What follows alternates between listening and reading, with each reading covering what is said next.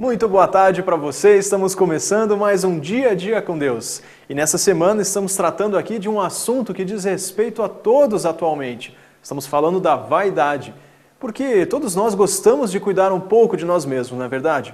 Alguns investem mais tempo nisso, outros já exageram bastante, gastam tanto tempo com isso que acabam virando escravos de salão e tratamentos estéticos. Com esse grande interesse na beleza, as crianças têm absorvido cada vez mais cedo a vaidade dos pais. Nós vamos conversar aqui com algumas pequenas crianças que já demonstraram ser bastante vaidosas e se você comparar com outras gerações de crianças do passado, que você acompanha aqui no Dia a Dia com Deus.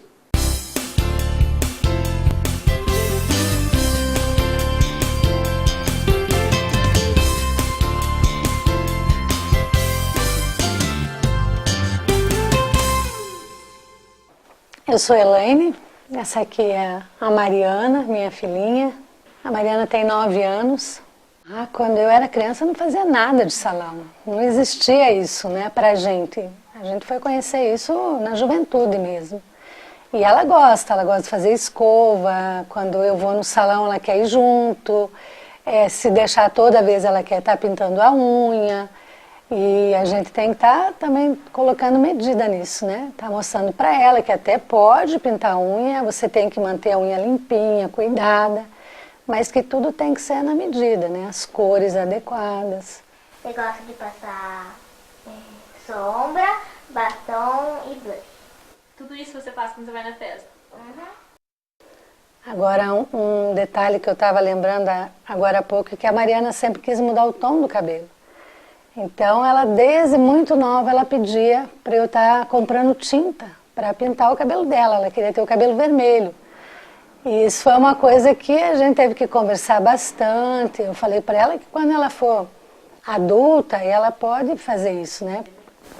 Porque eu gostava de RBD quando eu era novinha. Daí, eu queria pintar o cabelo vermelho igual a Roberta. Só que daí eu vi o filme do High School Musical, daí eu quis pintar o cabelo, daí eu quis deixar do jeito que é o meu, porque a Sharpay tem cabelo loiro. Essa é a influência, né, que a televisão acaba passando, né?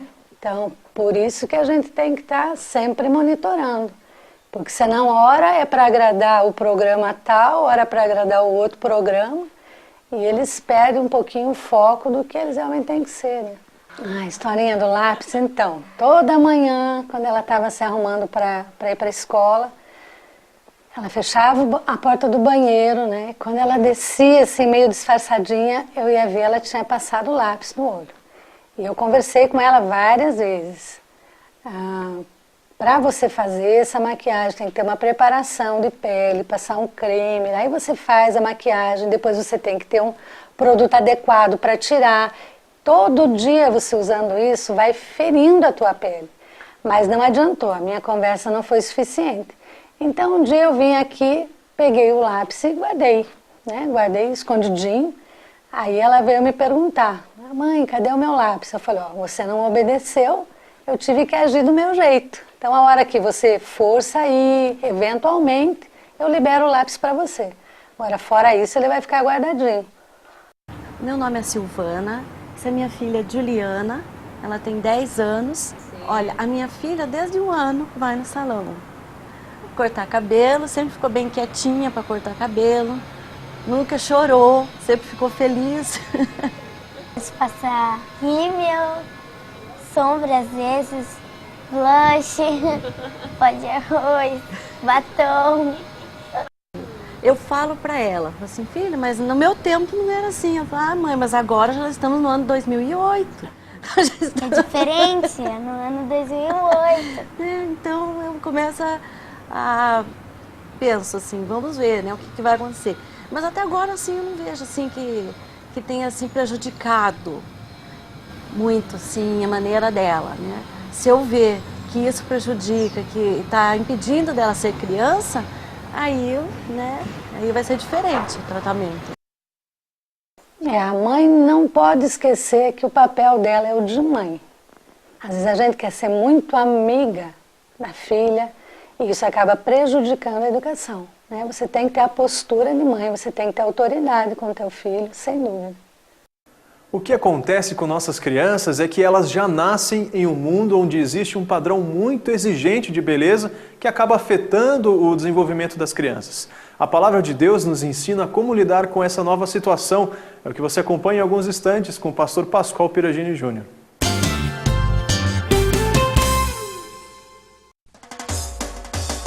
Andar pra lá, andar pra cá é melhor. Andar aqui, andar aqui, andar aqui. Sem sapato a dar do pé. Salto alto, salto baixo. Bem fechado ou mais aberto. Assim é bom, tudo em moda para o pé. Nem lá, nem ali. É melhor andar aqui, andar aqui. A Cargolift é uma empresa brasileira especializada em transporte e logística. Com mais de 10 anos de experiência e estruturas em vários estados, inclusive Mercosul, a Cargolift une qualidade e inteligência para prestar serviços personalizados a seus clientes. Investimentos constantes e uma equipe comprometida com a excelência fazem da Cargolift a melhor opção para a sua empresa. Acesse www.cargolift.com.br. Cargolift, nós confiamos em Deus.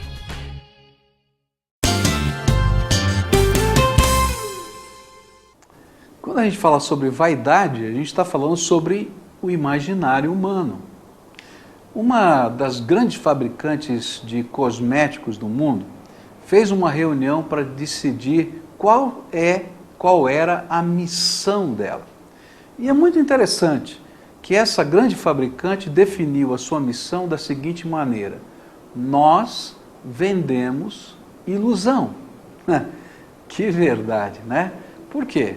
Porque através de todos os cosméticos, a gente disfarça o que está ruim e vende uma ilusão de uma imagem que não existe. Agora, é interessante que essa ilusão ela é construída num imaginário contextual. Ou seja, existe uma cultura social que diz o que é bonito e o que é feio. Por exemplo, há um filme que eu recentemente assisti que falava sobre esse imaginário, onde num país da África, as mulheres mais bonitas eram consideradas assim porque eram gordas. E era interessante porque os homens eram africanos e olhavam para essas mulheres americanas e diziam que lindas elas são porque são gordas. Mas todos os americanos olhavam para aquelas mulheres gordas e diziam que coisa horrível porque são gordas. E de repente o imaginário estava em jogo. Quando a gente fala sobre vaidade infantil, a gente está falando sobre um imaginário que está sendo introjetado, colocado dentro das crianças através de um meio cultural. Onde a gente está dizendo, olha, você tem que vestir assim, você tem que fazer assim, você tem que usar esse tênis, você tem que usar essa marca, você tem que fazer desta ou daquela maneira. Só que há um grande perigo quando a nossa vida passa a ser ditada por esse imaginário. Há algumas coisas que não nos afetam, que não são problema, mas existem outras que determinam o nosso estilo de vida, os nossos valores e a nossa maneira de relacionar-se com o mundo. É por isso que a Bíblia vai dizer em Romanos, capítulo 12, versículos 1 e 2. Portanto, irmãos, rogo-lhes pelas misericórdias de Deus, que se ofereçam em sacrifício vivo, santo e agradável a Deus. E isto é o culto racional de vocês. Não se amoldem ao padrão deste mundo, mas transformem-se pela renovação da sua mente, para que sejam capazes de experimentar e comprovar a boa, agradável e perfeita vontade de Deus. O que a Bíblia está dizendo é o seguinte: se você permitir que as convenções do seu mundo, do seu contexto, deem forma à sua vida, os valores que você vai estar impregnando em você mesmo dirigirão os seus caminhos. E isso vai ser uma espécie de uma escravidão. Uma escravidão que não lhe permite tantas vezes alcançar os alvos propostos por Deus para a sua própria vida. Desde pequeninos, se nós começarmos a colocar no coração e na mente dos nossos filhos valores que não são valores definidos pelas escrituras sagradas, mas são apenas ditados pela sociedade, o que vai acontecer é que eles vão viver a vida pautado nesses valores e construirão os seus relacionamentos à luz desses valores, e esses valores não garantem que serão pessoas felizes ou que vão se relacionar bem.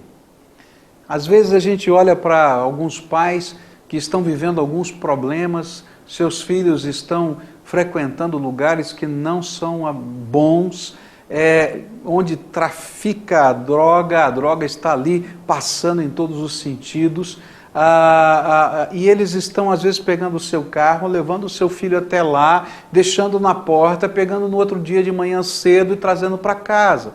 E quando eu pergunto para esses pais, por que vocês fazem isso? Eles dizem assim, não, o meu filho tem os seus amigos, ele não pode ser exilado do seu contexto social. Opa, uma coisa é eu estar inserido num contexto, outra coisa é esse contexto ditar os valores da minha vida, determinar o que é certo, o que é errado, o que é bom, o que é mal, o que produz ou não produz algo na minha vida. E toda vez que eu tomo forma ou eu me amoldo aos valores de um contexto social, um tipo de vazio de alma vai se formando dentro de nós. E esse vazio nos leva a sermos pessoas fúteis, sem sentido, sem propósito e sem alvo. Nós vivemos um tempo onde muitos jovens não têm modelos, em que muitos jovens não têm perspectivas, em que muitos que estes foram crianças, cresceram sobre esse paradigma da cultura e que perderam o senso de respeito, de relacionamento, de vida. Por quê? Porque de alguma maneira nós temos permitido que valores que são desvalores, na verdade, norteiem a vida das famílias na nossa sociedade. Nós não temos mais lugar para o direito, não temos lugar para a justiça, não temos lugar para a honestidade, não temos lugar para o relacionamento humano. O que nós temos talvez é uma casca muito bonita, o que nós temos é um frenesi de tantas coisas, mas nem pai e filho são capazes de se comunicar, de conversar e de abrir o coração. Queridos, a Bíblia nos diz que há um culto que Deus espera de nós. É um culto inteligente, que não se amolda ao formato desse mundo, mas que coloca os valores da palavra de Deus em primeiro lugar na nossa vida. Como é que funciona a sua vida? Quais são os valores que orientam a sua casa? Quais são os valores que determinam o jeito de ser dos seus filhos? Coloque os valores da palavra de Deus em primeiro lugar. Talvez haja uma revolução nessa casa, uma grande confusão para começar, mas no futuro, os frutos que serão colhidos serão frutos da graça de Deus. Porque os frutos da sociedade de hoje, nós já os vemos. Eles estão nos jornais todos os dias. E isso eu não quero para os meus filhos. E o Dia a Dia com Deus de hoje vai ficando por aqui. Hoje, quarta-feira, você sabe que às 8h30 da noite tem um culto para toda a família que acontece aqui na nossa igreja. Você tem o nosso endereço na tela e fique ligado também neste domingo, das 10 às 10h30 da manhã, o Dia a Dia com Deus agora com meia hora de duração aos domingos. Não perca, Deus abençoe e até amanhã.